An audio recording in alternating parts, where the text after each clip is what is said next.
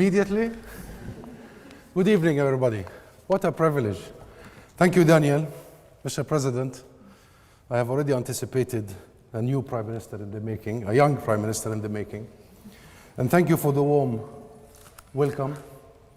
It's a great honor for me to be here in this historic hall addressing the world's renowned Oxford Union. And dear members of the Union, it is with mixed feelings of trepidation and hope that I speak to you today. My task is not an easy one.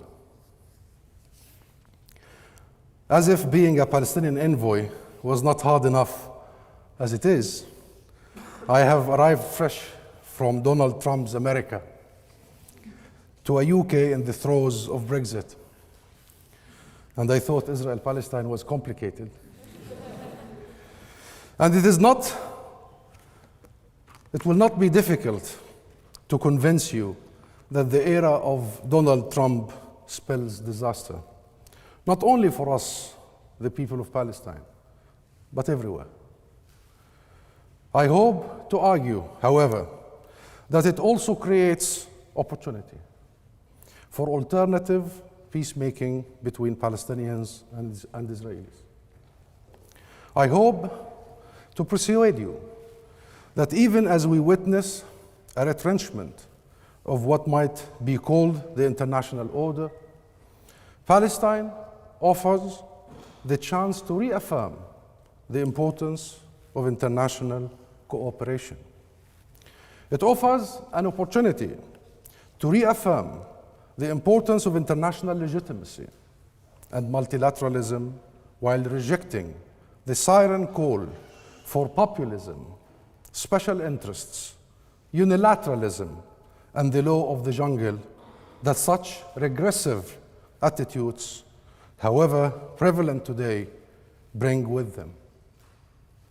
I hope to suggest to you that the role of Britain could be crucial in this endeavor. Finally, I hope to impress upon you the centrality of justice and law in any workable concept of relations between countries in the modern world. Now, it may seem strange to you, dear audience, that I, the former Palestinian ambassador to the United States, the one who ended up being tasked with closing our diplomatic mission in Washington because of the chasm separating us from the US administration, should be arguing that the present incumbent of the White House might actually prove a net positive for Palestinian-Israeli peace. After all, everything Washington has done so far has brought us further from the goal of a just, or indeed any two-state solution. Denationalizing the Palestinian issue is the aim of every act by the Trump administration. The closure of our mission in the US was meant to deliver a real blow to the collective representation of the Palestinian people. The significance of the move is amplified by the shattering of the US Consulate General in East Jerusalem. Shocking, since the consulate was established in 1844 to represent the US in Palestine and has since been the official point of contact between the American and Palestinian governments and peoples. As well as denationalization, the Trump administration has also sought to de-internationalize the Palestinian issue. What was the reason to close our mission in Washington? Because we went to the International Criminal Court. Because of our reversion to international legal mechanisms. During Nikki Haley's term as US ambassador to the United Nations, her prime task, I may add, was the dismantlement of the international framework when it comes to Palestine. The Trump administration has in effect not only backed Israel's maximalist positions on Jerusalem, but on all other issues. In attempting to remove the issue of refugees from the negotiating table by declaring that these refugees should not, in fact, be considered refugees. This is not only a blow to the internationally guaranteed rights of Palestinian refugees, it also endorses those who will deny the most heinous crime that befell the Palestinian people, the Nakba. The 1948 catastrophe, where more than 2/3 of the nation's population were expelled from their homes and lands. Washington has cut funding to the UN body, UNRWA, that caters to the needs, the very real humanitarian needs of these refugees. It has cut funding for the Palestinian Authority, the institutions around which a Palestinian state was supposed to have been built. Meanwhile, the US ambassador to Israel thinks Israeli settlements in occupied territory, indisputably illegal under international law, are part of Israel. The ambassador has been publicly celebrating his material support of illegal settlement building for 20 years. The US National Security Advisor has described the illegal settlements as housing projects. As the US Special Representatives for International Negotiations, who is in overall charge of Palestinian-Israeli negotiations, served as a security guard in one of these illegal colonial settlements. This is the team. This is the Trump team that has promised, threatened actually might be a more appropriate word, to propose its own ultimate deal to solve our issue. Though it has repeatedly postponed actually bringing something concrete to the table. But all this talk about a so-called peace plan and an ultimate deal is really a tactical distraction. That's all what's in it. The Trump administration has actually been abandoning the two-state solution and allowing the Israeli Prime Minister Benjamin Netanyahu to proceed at an unprecedented pace towards the completion of the Greater Israel project through land grabs and settlement construction. Dear union members, good. Why am I saying this? It's been 26 years. Let me repeat, 26 years. Since Palestinians put aside decades of suffering, displacement and oppression, set aside mistrust and skepticism, and took a painful but essential compromise for peace by recognizing on 78% of historic Palestine the State of Israel. By gambling to trust that there was a real partner for a peace of the brave in Israel. This was in spite of years of settlement building, in spite of the fact that no Israeli leader at the time had recognized Palestinian representation for the Palestinian people, let alone uttered the words Palestinian statehood. It was in spite of the brutality inflicted upon our people during the first Intifada. And perhaps just as important as having a real partner in Israel, the Palestinian leadership became convinced that there was real intent in Washington to see this process through to its logical conclusion. A two-state based on the internationally recognized borders along the 1948 Armistice lines, better known as the 1967 lines, with East Jerusalem being capital of the State of Palestine and a just resolution to the plight of Palestinian refugees. At the time, this seemed obvious to everyone. Of course, there would be difficult moments and setbacks. There would be times when progress would seem impossible. But as long as the parties agreed on the end goal, the role of the American facilitator would simply be to remind the parties of that goal and guide them in the right direction. This turned out to be a charade. A charade premised on the false idea that the US could and would act as a neutral mediator. It hasn't and it didn't. Its unique diplomatic approach to Israel, carrot or larger carrot, financial and military assistance, or even more financial and military assistance, only encouraged Israeli expansionism, as seen most visibly in rampant settlement expansion. As they grew, and I mean by hereby grew the illegal settlement expansion, as they grew, the chances for peace shrunk, one brick at a time. And today, we have come full circle.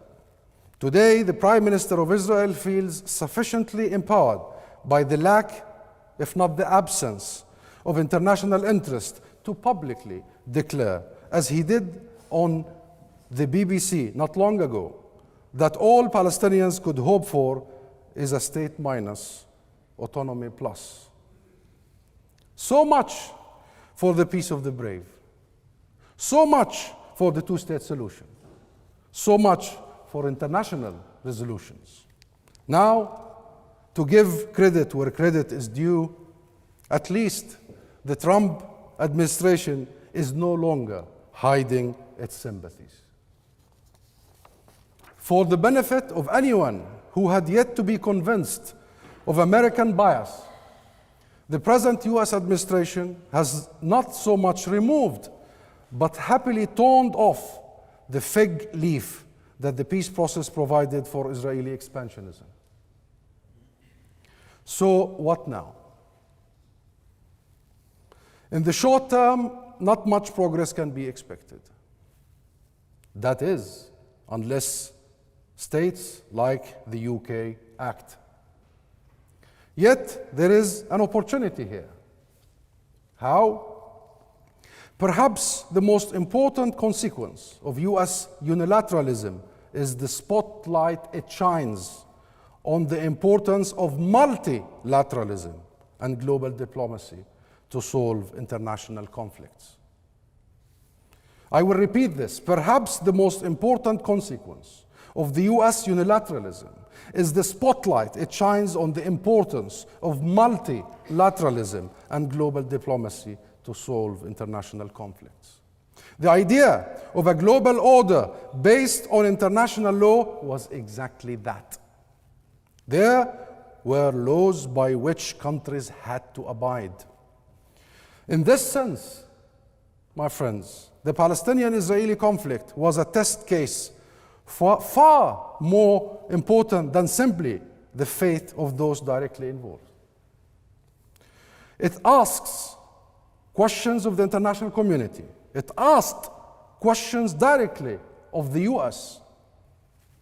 The questions were simple. Are you committed to these laws?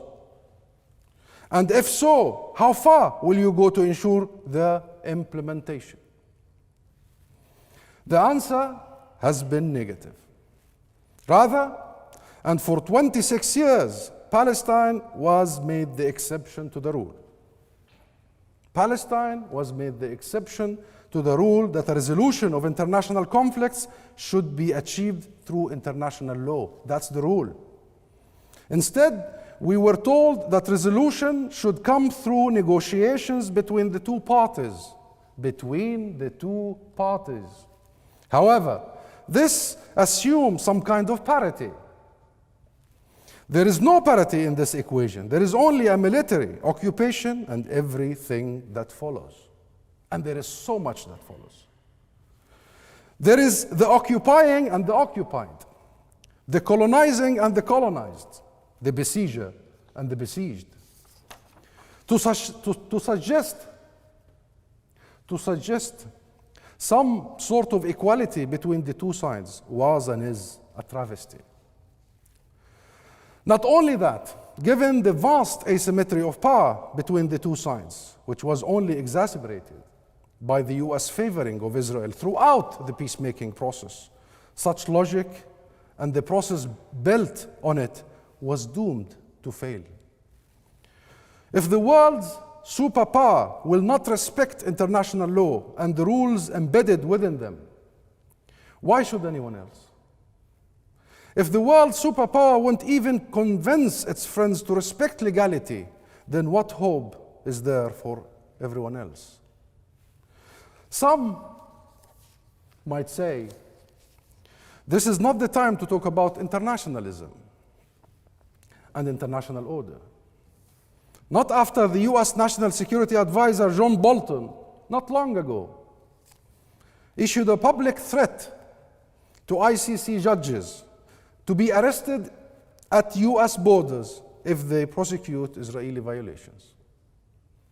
However, I would argue that it is exactly because of the attack on our international order that we need to stress it, defend it, and abide by it. Bolton and his ilk are no match to the vast majority of us, the citizens of the world, who believe in universalism. And no region, perhaps, understands the importance of a legally based global order better than Europe. After all, it was because of populism and the pursuit of narrow national interests that two devastating world wars played themselves out in Europe and elsewhere, killing millions and millions.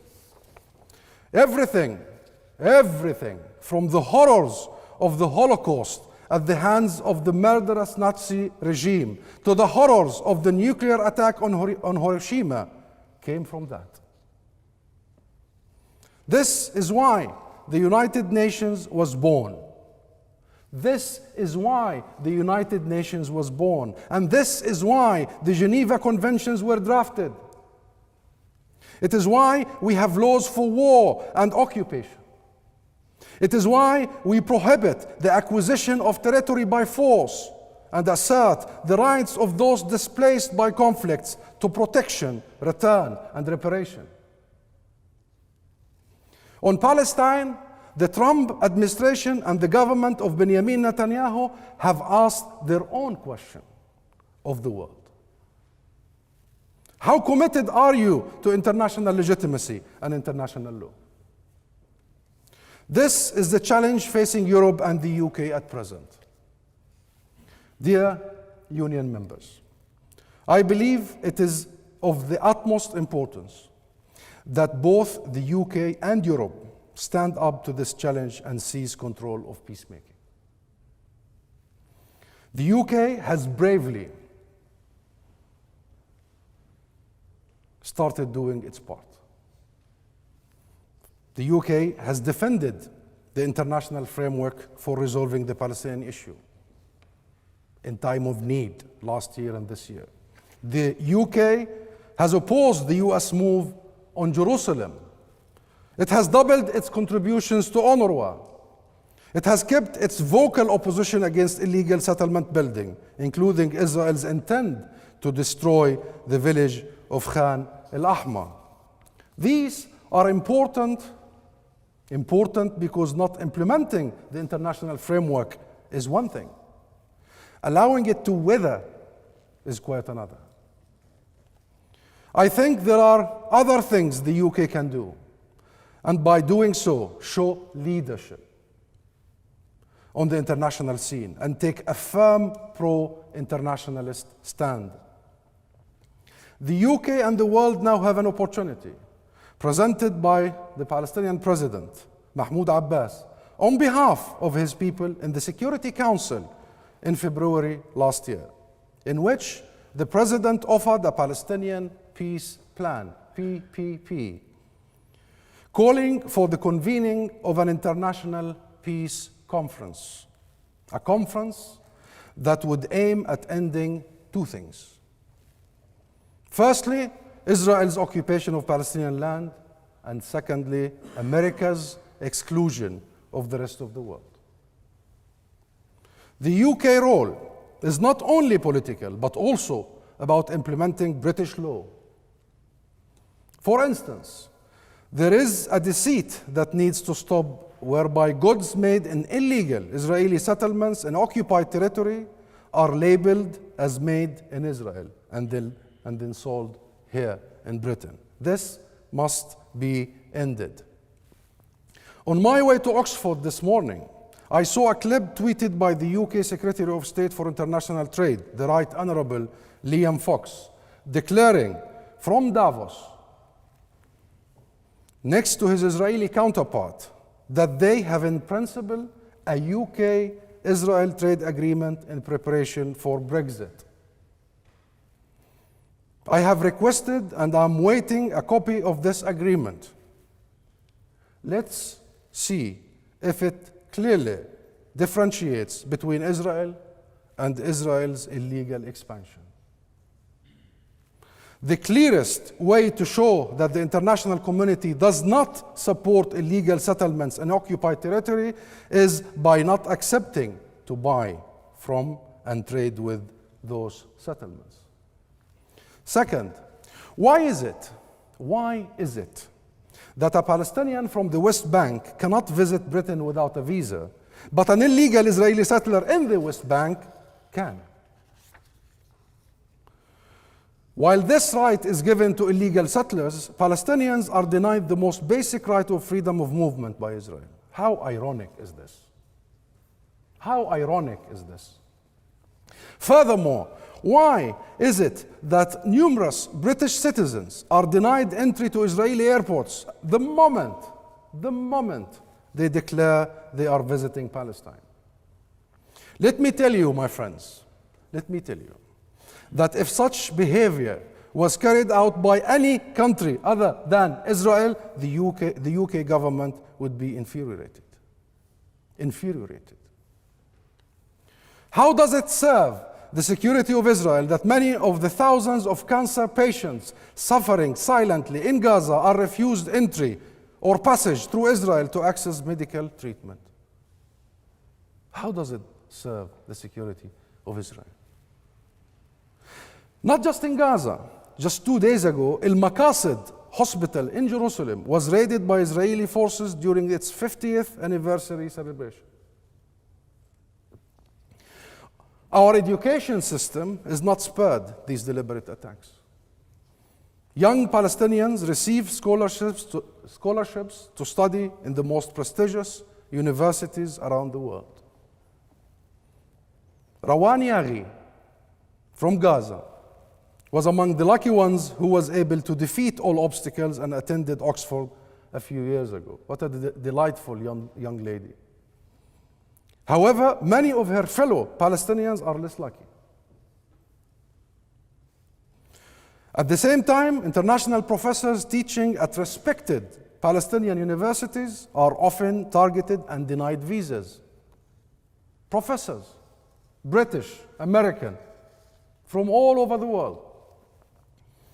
At Birzeit University, for example, we have 14 professors, including British citizens, who have been denied visas for or extension of their permits because they teach at a Palestinian university. These are daily violations that the UK must vigorously protest as the oppressive means that they are. And to spare you the agony, I don't dare mention the horrific numbers and cases of Palestinian youth and children who are being murdered by Israeli forces. Only yesterday, I was looking at the photo of Abdel Hafiz Salha, a handsome, very handsome, promising young boy of 14 years old, who succumbed to his wounds a few days ago. As a father myself, I cannot begin to imagine the pain. I really can't. And beyond all this, there is political steps the UK could take. that could be hugely positive. And none more so than, as the UK Parliament has already voted to do, recognize the state of Palestine. Recognize the state of Palestine. The argument has long been that recognition of Palestinian statehood should come as an outcome of negotiations and when the issue of borders is settled. That has been an argument for too long. But that argument is not actually being adhered to. Israel has no settled borders, as you all know, has no defined borders, as you all know. Yet the UK government recognized the State of Israel long ago. The Balfour Declaration wasn't the outcome of negotiations, certainly not with us, the Palestinians, the indigenous and overwhelming majority population of Palestine back then. Why not recognize Palestine? If the UK and the international community more broadly are serious about a two-state solution, recognize this outcome from the outset, would send a signal to Israel that the world is committed to the peace process and to the parameters of negotiations. This is also important because, as we have seen, leaving the outcome of negotiations to the parties is simply code for leaving the outcome to the stronger party. Recognizing one state of the two adds to the asymmetry. To level the field, either the UK de-recognizes the State of Israel, leaving recognition of the two states as an outcome of the peace process, or recognize the State of Palestine. We call for the second. We call for the second, the recognition of the State of Palestine. And this brings us back to the idea of an international order, one where laws apply equally to the strong and the weak. That's the very premise of international order. That surely has to be something worth striving for. Moreover, recognition is a way to stop, or at least slow, Israeli colonial expansionism. If Israel is convinced that the international community is resolute when it talks about two states, why invest in illegal colonial settlements? If these settlements are at the same time prevented from becoming economically viable, if the products that are produced on this stolen land are shunned everywhere, then why continue with them?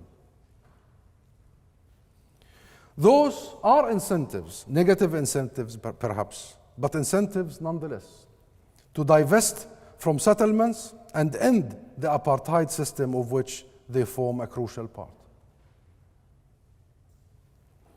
Dear Union members, the UK stands at its own historic juncture. It also stands at a moment of opportunity. It can take a lead in ensuring that the international community continues down the path of ensuring a global order based on justice and the rule of law. It can assume its historic responsibility for Palestine and advocate for the rights that have been denied Palestinians far too long: freedom, independence, and justice. It can also assume its historic responsibility for Israel by helping it heal. By helping it heal. And it is not just Palestinians who are in need of help, but equally, if not more urgently, Israelis are in need of help. Not only to curb Israel's territorial appetite, but also to confront Israel's far-right extreme government with its growing support and alliance with illiberal and repressive forces. It is time to be in the right side of history. Only if, 50 years ago, when Israel took violent possession of East Jerusalem, the West Bank and Gaza, Israelis were confronted with a future in which their friends in the international arena are the far right-wing, populist strongmen from around the world in countries like Guatemala, Honduras, Poland, Hungary, Brazil, or Trumpism. they would surely have been shocked and in disbelief. Yet, that is the reality today. Israel may be the stronger party, but it treads a dangerous and unsustainable path. And refusing to leave are we, the Palestinians, as militarily weak as we may be, but native to the land and deeply rooted in it. And allied with us are international law, the youth of the world, grassroots organizations, human rights organizations, artists, liberals, and progressive Jews. The list is long. In the meantime, we, the people of Palestine, will continue nurturing hope and raising our children to the high standard of their ancient and great nation. Thank you very much.